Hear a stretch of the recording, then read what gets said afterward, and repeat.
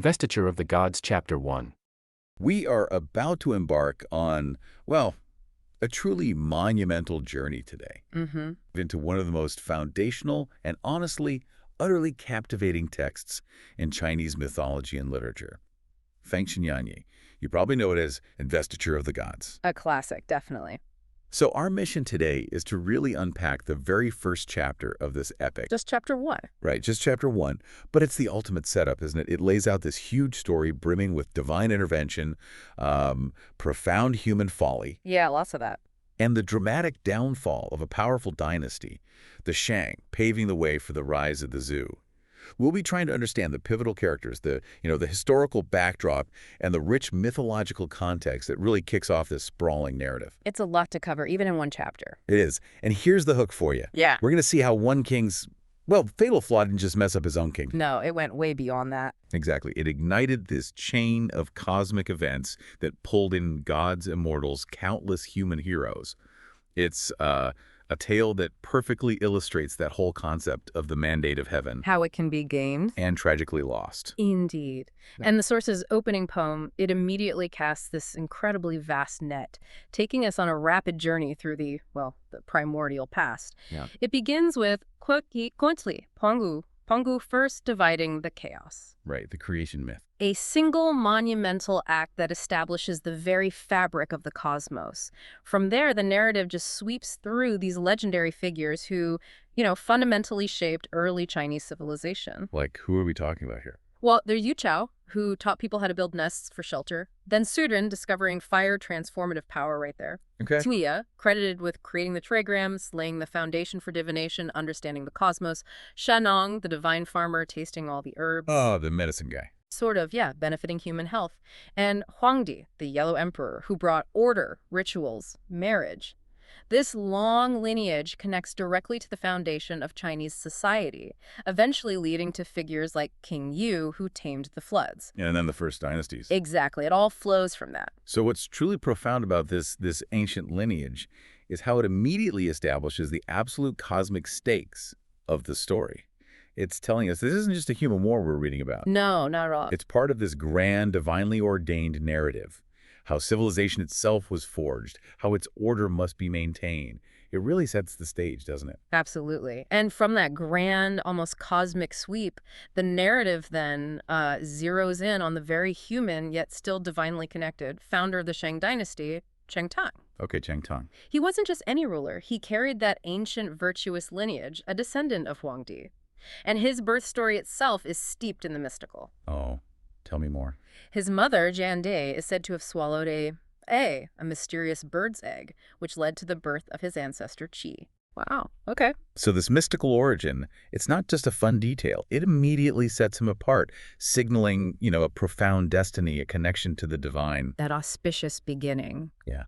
It immediately creates such a powerful contrast with the later rulers we're going to meet, doesn't it? Oh, absolutely. It's almost like a narrative precondition for the downfall that comes later. Precisely. Yeah. Cheng King's character was defined by his unwavering virtue and this deep respect for wisdom. He heard about the great sage Yi Yin, Yeah, right. who was living humbly, just as a farmer, but possessed this profound understanding of ancient sagely rule.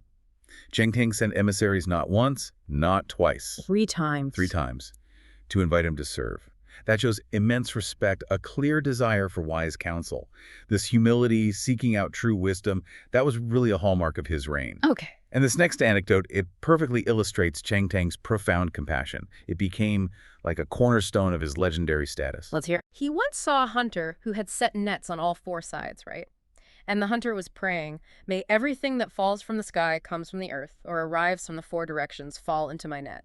Basically, catch everything. Greedy. Very. But Cheng Tang, in this act of profound empathy and wisdom, he removed 3 sides of the net, left only 1. Just one side. Just 1. And he changed the prayer to something far more merciful. Those who wish to go left, go left. Those who wish to go right, go right. Those who wish to go high, go high. Those who wish to go low, go low. Only those who defy fate enter my net. Wow. That anecdote about the hunter's net, it's remarkably poignant. What impact did that specific act of virtue have? I mean, not just on his rule, but on the mythological portrayal of him as this ideal sage king. It feels like more than just a good deed, right? Oh, it's a cornerstone. Absolutely. This act of virtue resonated so deeply that over 40 states from the south of the Han River heard about it and immediately pledged allegiance to him. Just from that one act. Just from that. It wasn't just a good deed. It was like a public declaration of a new kind of moral authority. Meanwhile, King Ji's tyranny was getting worse. The ruler he overthrew. Right.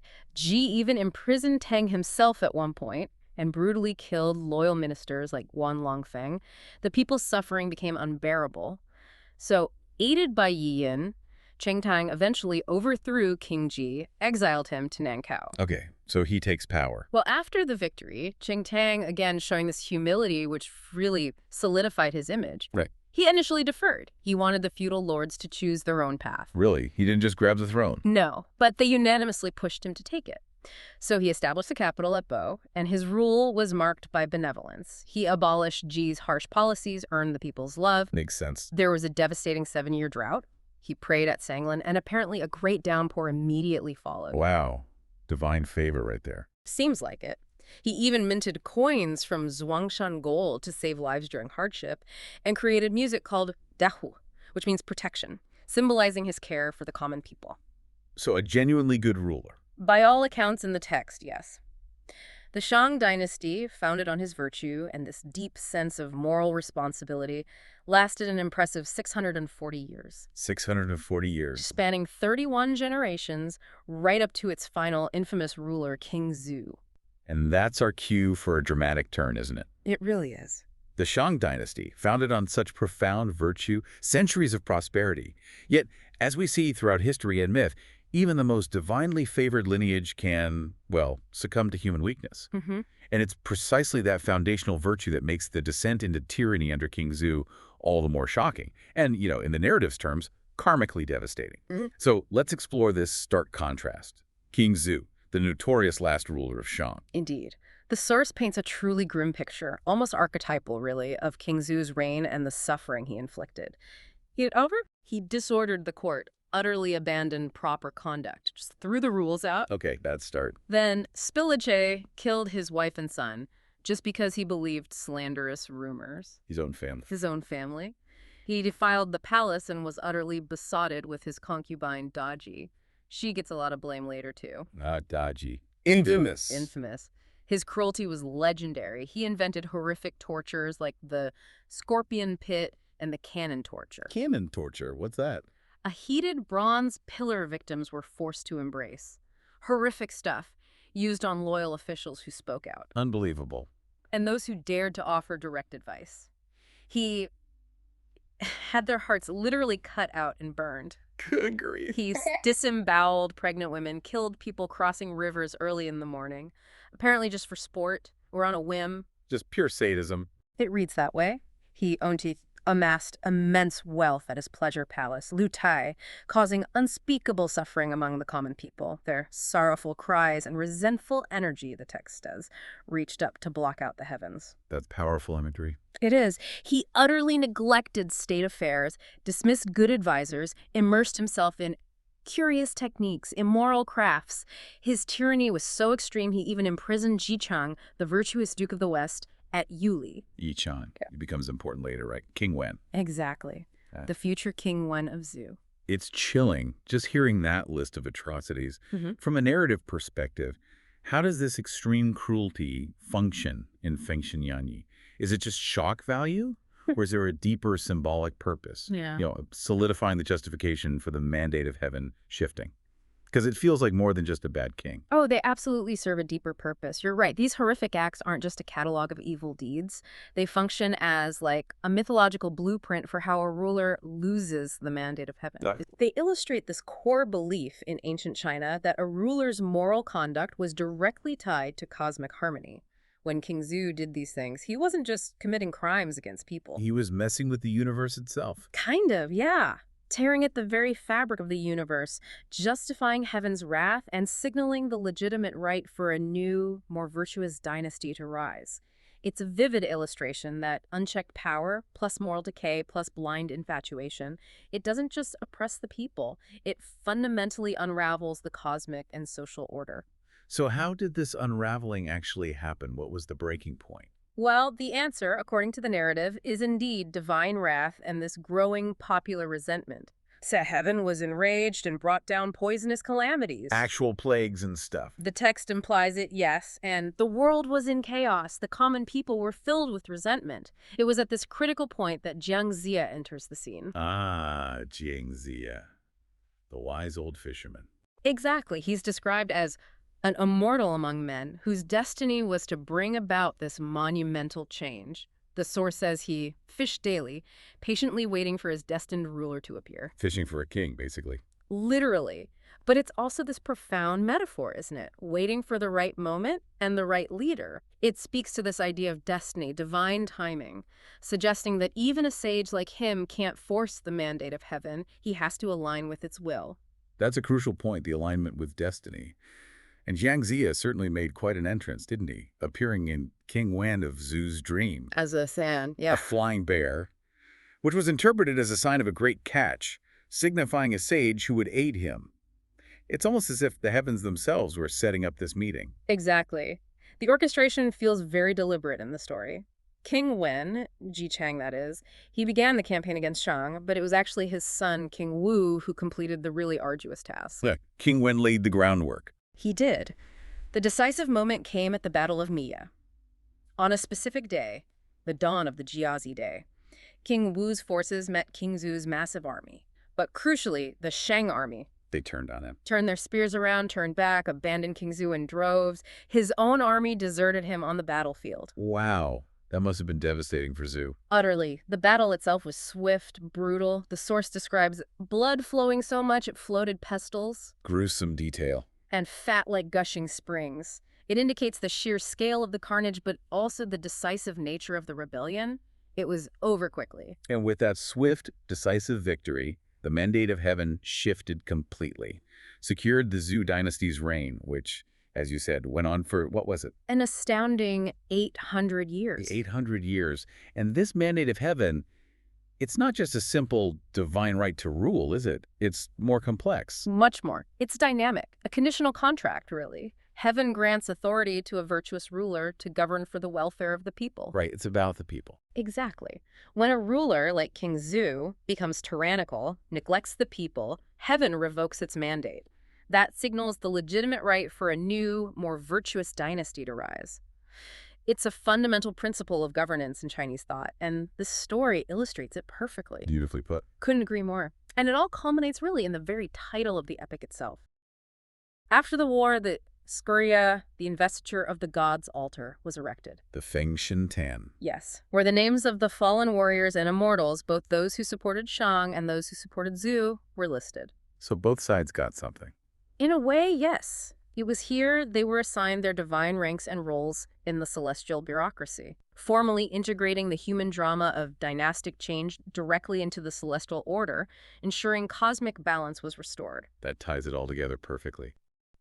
The whole legend really centers on this figure, King Zhu. Who was King Zhu, or Shou Wang as the source calls him, before all this chaos started? Well, the text tells us right at the beginning he's the third son of Emperor Yu. The third son. So not the obvious heir then. Not at all. And what's fascinating, what sort of sets him apart early on, is this incredible feat of strength. Oh, yeah.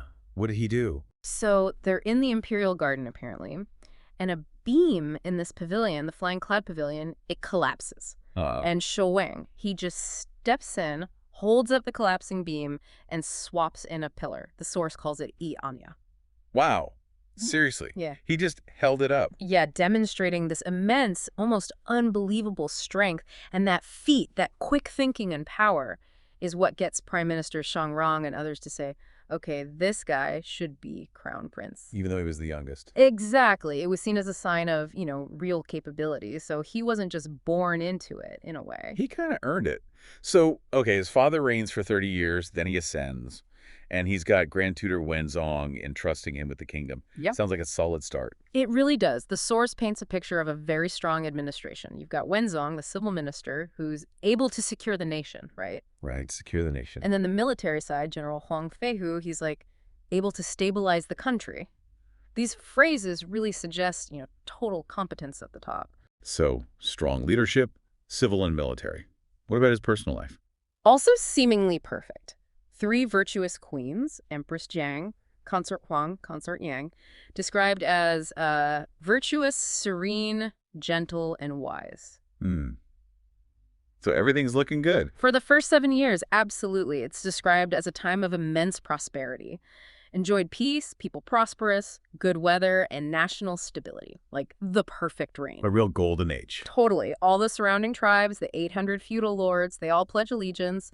You've got this structure with the 4 great marquis, east, south, west, north, each leading 200 lesser lords. It's stable, unified. Sounds almost too good to be true, especially in an epic story. There has to be a turning point. And there is. Year 7 of his reign. The first crack appears, What happened? a rebellion. 72 feudal lords up in Beihai, led by this guy, Yuan Futong. 72. That's not insignificant. No. And crucially, who gets sent to deal with it? Grand Tutor Wenzong.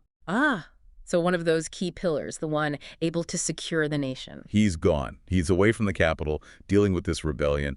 And it's into that sort of temporary power vacuum, or at least absence of strong counsel, that this next event happens. Okay, the stage is set. What's the event? It seems pretty routine, actually.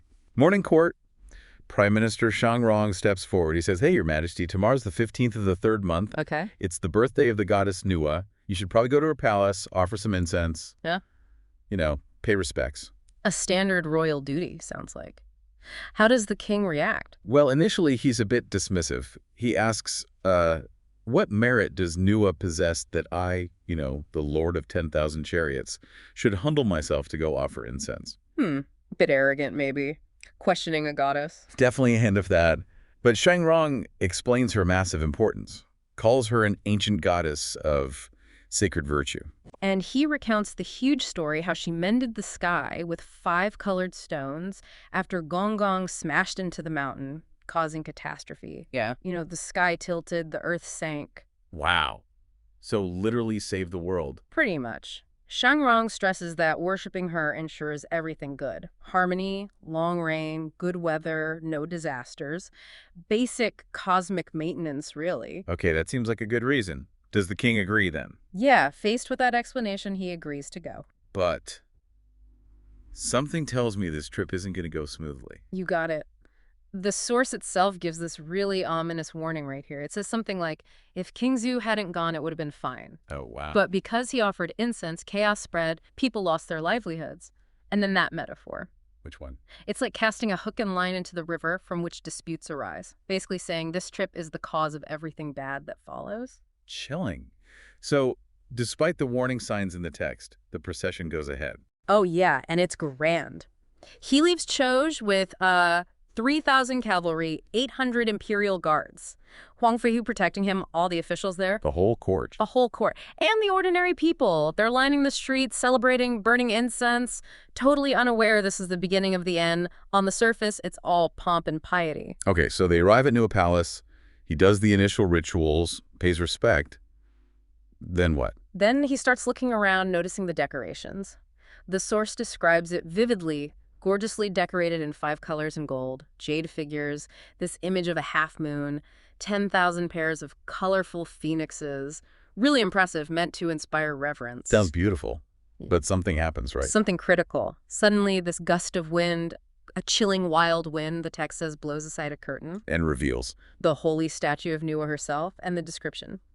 Beautiful, radiant, nationally captivating, lifelike, like a goddess descended or Chan from the moon palace. so stunningly beautiful. Yeah, absolutely. And the text throws in another proverb here.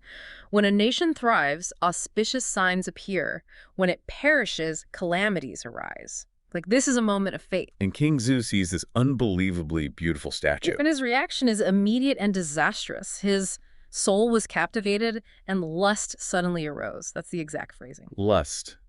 For a statue. Yeah. For a goddess. Yes. He literally thinks to himself that none of his concubines, however beautiful, can compare to her. Oh, this is not good. What does he do? He calls for writing materials. Right there, right then. Takes up a brush. Don't tell me. And writes a poem on the palace wall. A poem. Okay, maybe a poem of praise. Not exactly. It starts okay, maybe, but the ending, the last 2 lines are just unbelievable.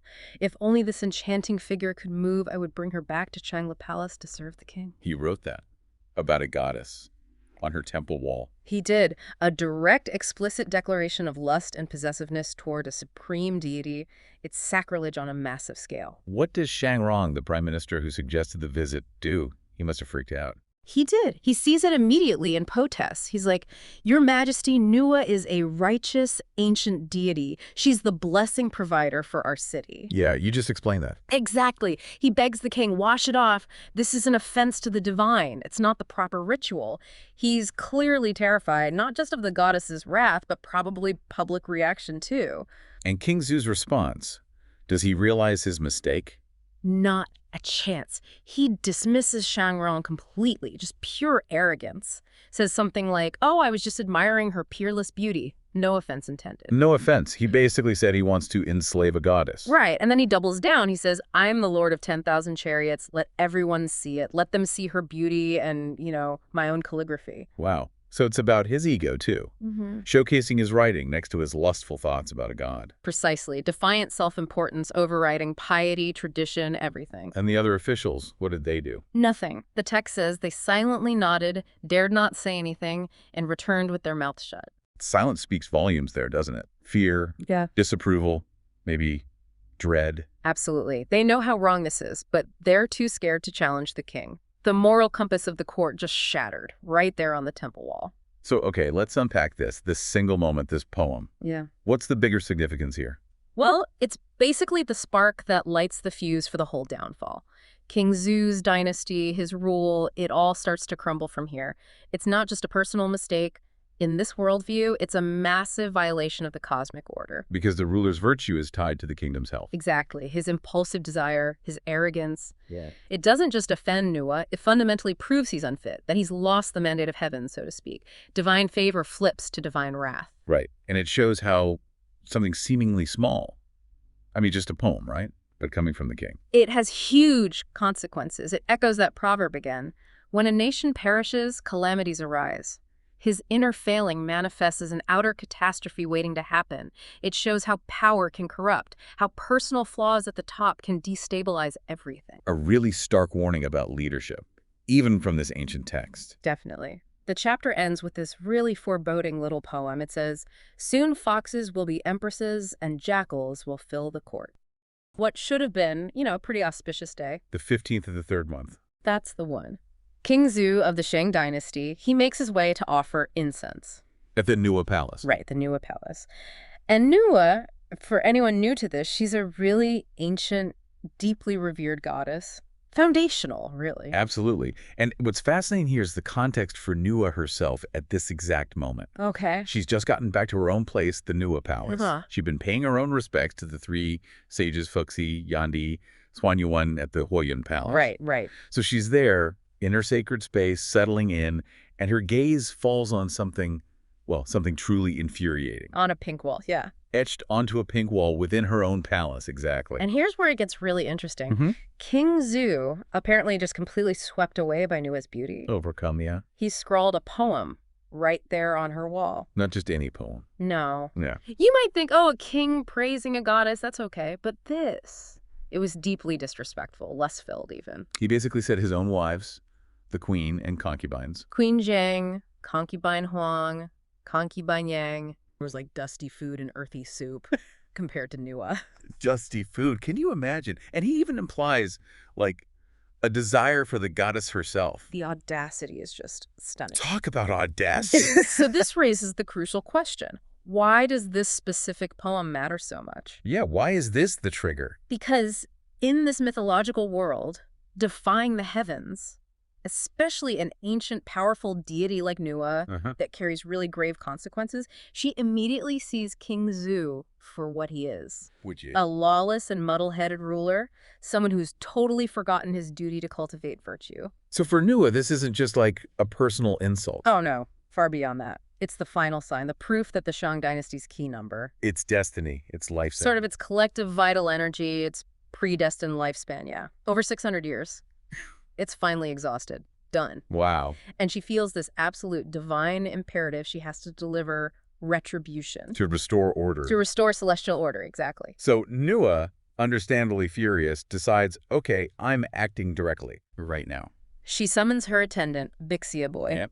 and she fully intends to fly straight to charge the capital. Straight to King Zhou. Deal with him personally. Ready to bring the hammer down. But then, something stops her. Mhm. Something significant. What happens? As she's about to take off, two beams of this brilliant red light shoot up From where? from King Zhu's palace. She looks down, and she realizes these aren't just random lights. Okay. They're the vital energies of King Zhu's two sons, Princes Yin Zhao and Yin Hong. Ah, the sons. And this detail is important, you said. Absolutely crucial, because these two princes, they themselves are destined to become important deities later on. Which ones? The valuing year deity and the five grains god, respectively. Huh. That's fascinating. So even in her, righteous fury, Mm, she's constrained by this bigger celestial plan. exactly. There's a preordained timeline. Yeah. It tells us that divine will, even from someone as powerful as Nuwa, it operates within this larger cosmic framework. Hmm. She quickly understands King Zhou still has some time left, How much? a remaining key luck, sort of his personal destiny or fortune of 28 years. 28 years, even after that poem. Even after that. Yeah. So despite his massive offense, she can't act rashly. Not directly against him, not yet. Because of celestial timing. Celestial timing. It's a powerful example, really, of how divine will and this predetermined destiny are intertwined. It's like a flow of karma. So she has to adapt. She returns to her palace, unhappy, sure, but adaptable. She recognizes she needs a different strategy. And so, still determined to end the dynasty. Oh yeah, the goal hasn't changed. She pivots. What's the new plan? She summons another attendant, Kayun Child this time, Okay. and retrieves this golden gourd from her rear palace. A golden gourd? Yep, places it on the steps, takes off the lid, Well, points her finger, and what happens next is just spectacular, pure divine power. what happens? A blinding white light shoots out, described as large as a rafter, Whoa. and 4 to 5 zang tall, which is what, roughly 40 to 50 feet? Huge. Massive. And from this light unfurls this incredible monster summoning banner, Monster summoning banner. radiating 5 colors, auspicious light, and then bam! Within moments, winds howl, mist gathers, and literally all the demons under heaven arrive, just appear, waiting for her command. Wow. That's quite a display. It's not just summoning, it's a terrifying show of her absolute power over the supernatural. So she has this, army of demons ready to go. An entire army at her beck and call. But then she sends most of them away She dismisses the multitudes, keeps just 3 specific ones. from the Swan Yun tomb. Exactly. A 1,000-year-old fox spirit, a 9-headed pheasant spirit, and a jade pipa spirit. Why those 3? What's so special about them? This is where the plan gets really clever. Yeah. Strategic, and, frankly, pretty insidious. Oh, so. She gives these 3 a secret decree. She tells them again. Shang dynasty's fate. Mm-hmm. Sealed. And the Western Zhou dynasty, with its good ruler, King Wu, is destined to rise. Okay, standard mandate of heaven stuff. Right. But her instruction to these demons is very specific. They have to disguise their demonic forms, Okay. enter the palace, and crucially, corrupt King Zhu's heart. Corrupt his heart, not kill him. Not kill him. Their ultimate mission is to assist King Wu in his conquest of King Zhou, but only when the time is right. Yeah. And here's the big condition she adds. What is it? They cannot harm living beings. Whoa! That's the kicker. No harming living being. Not directly, no. So how are they supposed to bring down a kingdom without violence? That seems impossible. Exactly. And what does this no harm rule mean for their own reward, their positive fruition, if they're basically agents of chaos? Yeah. It forces them into this much more psychological, insidious kind of corruption. So it's not about swords and battles. Not yet, anyway. It's about corroding his moral fiber from the inside, twisting his judgment, pushing him towards self-destruction. It shows that fate doesn't always need a big, dramatic event. Sometimes a whisper is enough. Sometimes all it needs is a whisper, a suggestion that corrupts the heart. Masterful in a dark way. And what about their reward, their positive fruition? Well, they're essentially being given a chance to gain merit, to achieve a better outcome for themselves by helping this divinely ordained transition of power. But only if they stick to this very specific, nonviolent method. Manipulation, not murder. So the three demons, they agree. They agree. Transform into clear wind, and poof, they're gone. And the story itself makes it clear, right? Oh, explicitly. It says, the fox spirit listens to the decree and applies demonic art, ending Qing Tang's 600 years. Qing Tang being the founder of the Shang. Wow. And there's even a poem. Yeah, cautionary one. On mid-March, he went to offer incense, composed a poem causing disaster, only knowing how to apply literary talent, not knowing this time the nation would fall. It's like the ultimate warning about unintended consequences. Or maybe intended consequences from a higher power, using human folly as the tool. It really highlights that central idea in Feng Xinyanyi. Even small human acts, when they intersect with destiny, can become the trigger for massive historical shifts. Far beyond what the person intended. The butterfly effect, but with gods and demons. Exactly. Divine repercussions. So the divine plot is moving. Subtle demonic agents are on their way. Wheels are in motion. But what's happening back with King Zhou in the human world? Well, he's completely stuck. Yeah. Utterly consumed by his obsession with Nuwa's beauty. Still thinking about the statue, the image. Can't get it out of his head. He's neglecting everything, his duties, his food, sleep. In those consorts he insulted. They now genuinely seem like dusty food and earthy soup to him. He's just miserable, dwelling on this impossible desire. That sounds like the perfect state for manipulation. Precisely the kind of internal void that, let's say, this celestial plan can exploit. Nuwa, maybe without even needing direct contact anymore, has created this obsession. And his own human vulnerabilities, desire, isolation, despair, they become the entry points for the downfall. It's like soft power celestial style. You could put it that way. And in his despair, who does he turn to? His ministers. His favorite minister, Fei Zong. And the text makes a point of telling us that Fei Zong, along with another guy, Yu Han, are sycophantic ministers, total yes men. The kind who corrupt the sacred wisdom and just flatter the king. Exactly. And they've gained power specifically because the main good guy, the upright grand preceptor Wen Zong, he's away. Conveniently away on a distant military campaign. Perfect timing for them. So King Zong goes straight to Fei Zong and asks him. Cuts right to it. Demands Fei Zong find him a woman as beautiful as Nuwa herself. He has no idea, no clue this obsession is exactly what's sealing his fate. None at all. And Fei Zong sees his chance, a golden opportunity to get in even tighter with the king. What does he suggest? Offers this chillingly simple solution. He says, basically, Your Majesty, you're the lord of 10,000 chariots. You're as virtuous as Yao and Shen, which is complete flattery at this point. Deeply untrue. Right, so you can have whatever you want. Anything you desire. So he advises the king. Just issue a decree. A decree for what? For the 4 major feudal lords, the big regional rulers, to each select 100 beautiful women for the royal court. 100 each. That's 400 women. Yep. Presented as an easy way to guarantee the king finds his supreme beauty. And, of course, it boosts Fei Zong's own importance. Naturally. Keeps him in favor. And King Zhou, how does he react? He's overjoyed. Completely blind to the trap being laid, the downward spiral accelerating. Doesn't see the demons waiting in the wings, metaphorically speaking. Or perhaps literally, soon enough. He just eagerly agrees. Great idea. Issue the decree tomorrow morning. And that sets it all up. Sets up the critical next stage. Human desire, now amplified by corrupt advice, meets divine manipulation head on. The true unraveling begins. One seemingly innocent, if extravagant, request at a time. So from just one poem, one act of, well, arrogance and lust, we start tracing these threads. A cosmic unraveling. This wasn't just a scandal. No, it was the divine blueprint for ending a dynasty. And it raises these fascinating questions, doesn't it?